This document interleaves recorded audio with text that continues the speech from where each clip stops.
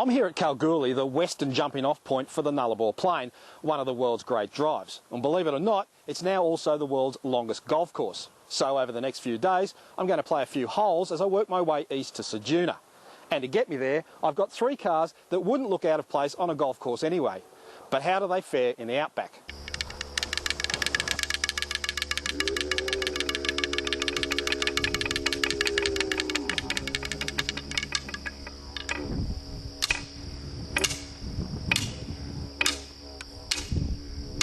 The Mercedes E250D is a little bit of an acquired taste, I will admit. The suspension feels a little strange at first at speed, but then you realise that the driver's seat's actually phased beautifully with the suspension, so it's actually very, very comfortable over a long distance.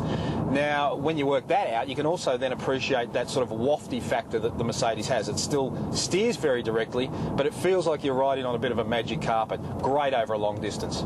The motor's a 2.5 litre turbo diesel four-cylinder. Now, a four-cylinder in a car this size in Australia doesn't really compute.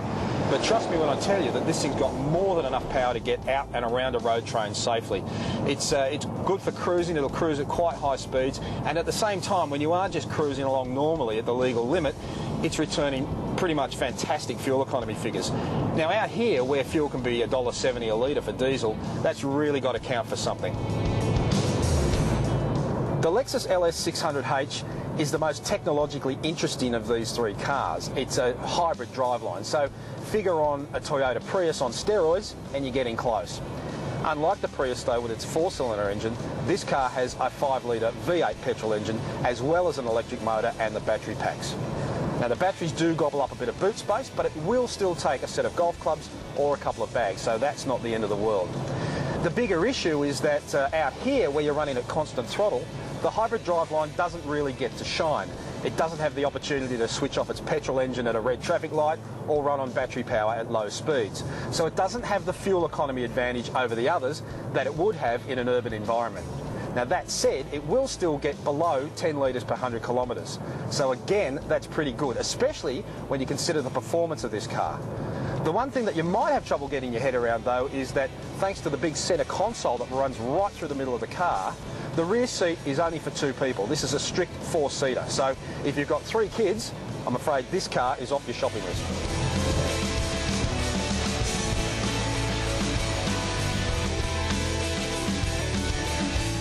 If the other two cars are a little bit unconventional in the way they do things with their diesel and hybrid drivelines, this car's a little less confronting. It's pretty old school. In fact, it'll be a familiar formula for anybody who grew up over the years with Australian cars, or performance cars generally. This has got a big V8 engine. It's 6.2 litres, and it makes 317 kilowatts. Now, that's about 420 of your granddad's old-fashioned horsepower. So this thing moves. It really does shift. It's great for overtaking road trains. But then again, out here, your top speed's limited by the law, not by the laws of physics. So you can't really use all the power all the time.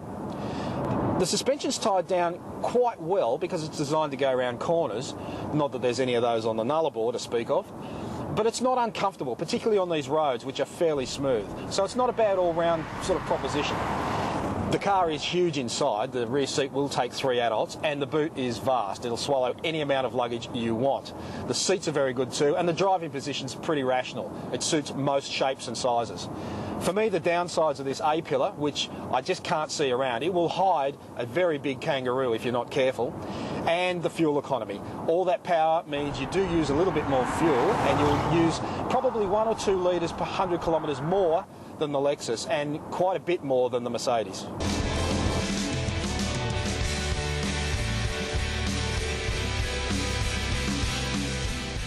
The HSV is a great car for these conditions, but in a world where speed is a big political no-no and petrol costs are a big factor also, it's just not as much fun as it should be. The Lexus is also impressive, but you can't make the most of that sophisticated hybrid driveline out here where there are no stop signs or red lights. Which leaves us with the Mercedes-Benz at the top of the leaderboard. Its mix of comfort and economy and that three-pointed star means it fits in at any golf club, especially one way out here.